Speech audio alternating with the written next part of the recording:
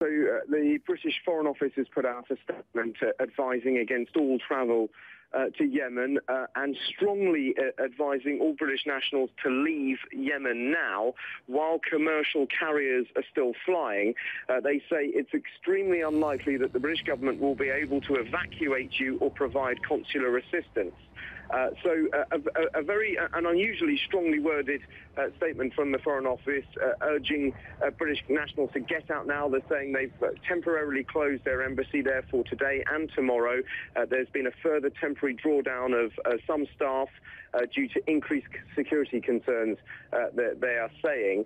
This sort of ties in with other kind of snippets we're getting elsewhere. The French President François Hollande has said we have elements that lead us to believe that the threat is very serious. We will have to keep up extreme vigilance in coming weeks.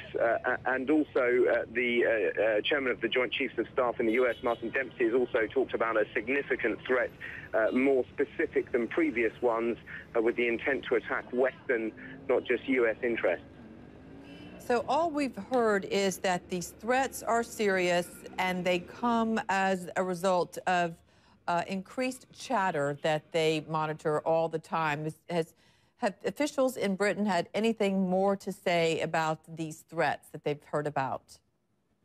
They haven't, no. I mean, there is kind of reporting in various newspapers here suggesting this is because of intercept evidence relating to Al-Qaeda in the Arab Peninsula.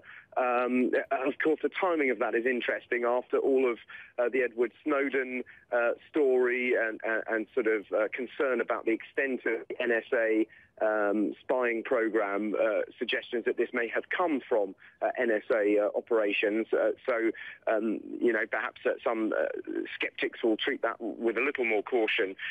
But also, interestingly as well, that this comes just a few days after the second in command of Al-Qaeda in the Arab Peninsula, Saeed al-Shihri, was killed by a U.S. drone strike last month, and that may be seen as a pretext for some sort of retaliatory strike on Western interests. There have been 15 drone strikes in Yemen this year alone, 3 in the last month or so. So there is a kind of sense that they have hit them very hard and taken out their number 2 in command, and perhaps this is being seen as a direct retaliation from that killing. Ramadan ends, of course, on Thursday. That has coincided in the past, Ramadan, with increased terrorist activity, with suicide bombings and so on. So I think all those factors coming together perhaps to, you know, obviously in conjunction with some sort of specific intelligence about a threat to force Western countries to close their embassies. So France, Germany and Britain all closing their embassies in Yemen. For at least 2 days. All right, Dan Rivers monitoring developments out of London for us. Dan, thank you.